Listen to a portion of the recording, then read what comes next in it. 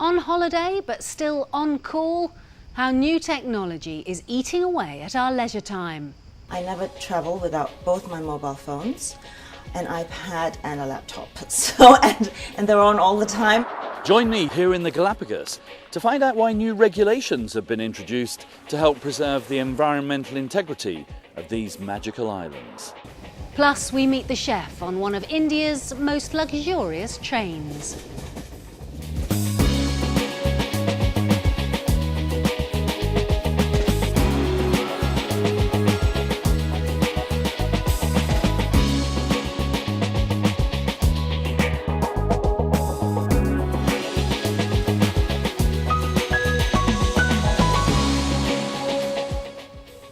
Hello, I'm Fiona Foster. Welcome to Fast Track. Now, excuse me. Oh, it's work. I'll call them later. But you see, that is the curse of new technology. What it means is that these days, wherever you are in the world, even if you're on holiday and trying to relax, you're reachable. And that, apparently, is blurring the line between your work life and your leisure time. As Carmen Roberts now reports from Singapore.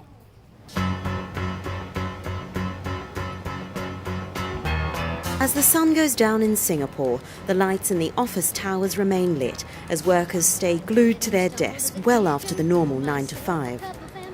Even at home, or worse still on holiday, there's no escape for this nation of workaholics.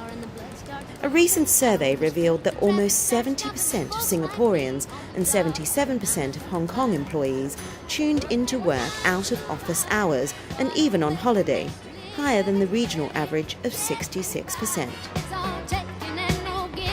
Some other interesting results that came through from the survey was the, big connectivity between, or correlation between, employee connectivity to work and expectation of employers.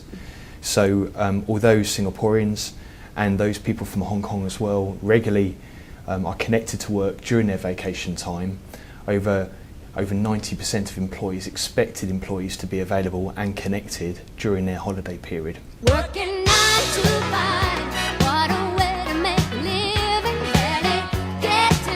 average Singaporean gets 25 days holiday. You can take a lot of leave, but most people don't, because you come back to no clientele if you're going to take all that kind of leave. I mean, if I went on a 3-week holiday without being able to do work properly, my clients wouldn't be able to depend on me, I guess. And reliability in professional services is a key pillar of what we do. All work and no play. Stephanie Yuan Teo is the managing director of a high-profile Singapore law firm and is an ardent believer in working on holiday. If I'm going to go to Bhutan, the first thing I will ask is whether my BlackBerry is going to work if I'm going to be trekking in the woods. I never travel without both my mobile phones, an iPad and a laptop. And they're on all the time. And the first thing I do when I get to a hotel, before I check out the toilets and the sheets, is make sure their Wi-Fi connection is working and that I can get into my emails. Around 25% of the 1,600 executives polled across Singapore, Hong Kong, Australia and New Zealand confessed that they found it impossible to switch off on holiday. 66% believe they should be available in case of an emergency, while 60% said that filtering through work emails while they're away is a way to ensure less stress when returning to the office.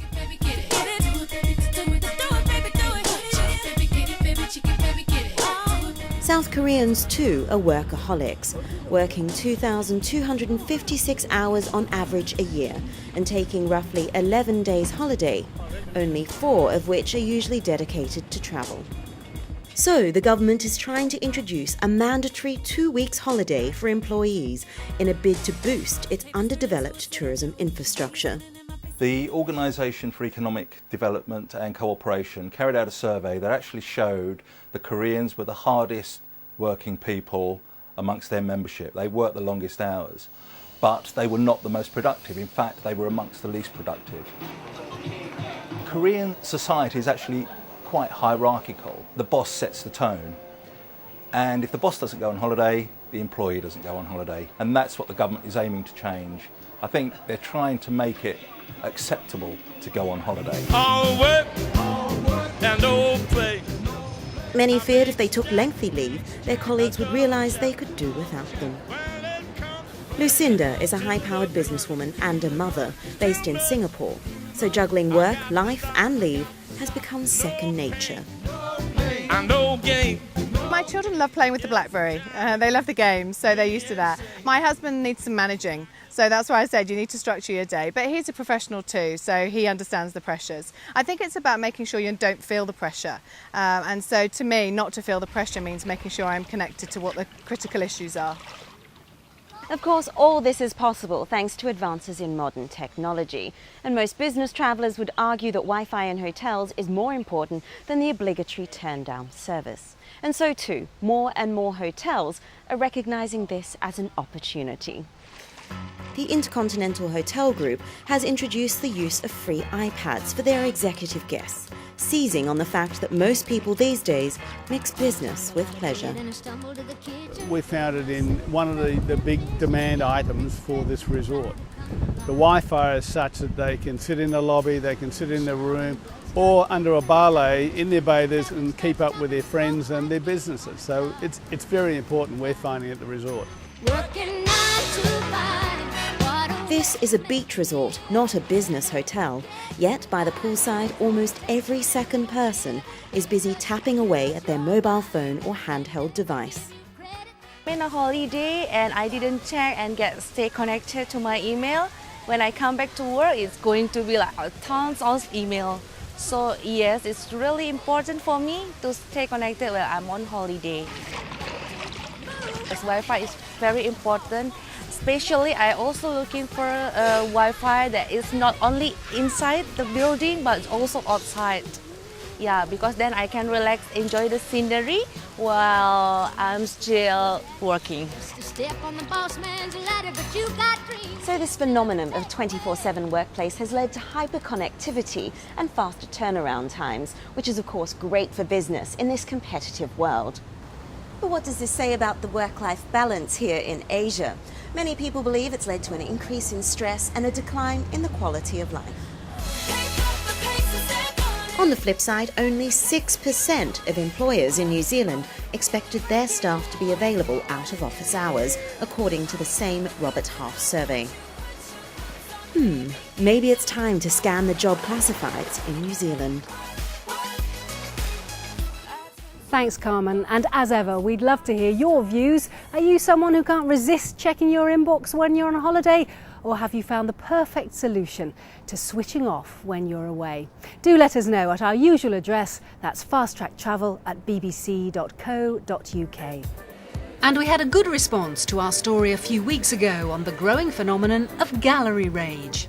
Karen from Brazil, on a visit to what she calls the Simply Fabulous Hermitage Museum in St. Petersburg, was unimpressed with the organisation there on the day she went. All guides spoke only English, not even earphones for French, German or Italian. Apparently people don't have to book, they can just pay and go. Neville from Christchurch in New Zealand thinks he's spotted an answer to overcrowding. A major contributor to congestion in art galleries from my experience is the small writing on the plaques giving information on the artist, subject, medium and history of each work. Only one person at a time can read it, thus holding up circulation. A solution could be larger fonts and better placement of the plaques. And Ray in Chicago in the US couldn't agree more. I'm in Berlin at the moment, and one of the wonderful state museums actually has the titles at almost ankle level, so one's often presented with the view of a visitor bent over reading the title. Talk about distracting. Finally, Misha in Cambridge in the UK thinks we've missed the point. The piece on gallery rage entirely ignored the positive sides of the story. It's fantastic that people are so interested in seeing great art, and a very good sign of our times. Now let's have a look at what else is making the news in the world of travel this week. Tourists visiting Yosemite National Park in California are being advised to pay attention to warning signs after a 26-year-old woman slipped to her death whilst climbing. The accident is the 14th this year, making 2011 the deadliest in recent history. Heavy rainfall and record amounts of melting snow have caused rivers and streams in the park to swell to dangerous levels. Green seaweed that can give off a toxic gas when it rots has temporarily closed beaches in Brittany. French scientists are debating whether the seaweed has caused the death of dozens of wild boar that have been found along the coastline. Local officials have assured tourists that the algae is harmless when fresh and is being collected daily. Bullfighting has been given special cultural status by the Spanish government, protecting it from calls by animal rights campaigners to outlaw the practice. The sport is popular with tourists, but is illegal in Catalonia. Bullfight supporters hope the announcement will stop the tradition being banned in other regions. And a former Al-Qaeda stronghold in the Iraqi state of Anbar has become a family-friendly amusement park. Thousands of summer tourists have been visiting the park in Ramadi, which is the only entertainment resort in the province. It might not be Disneyland, but officials say they have plans to expand the attraction.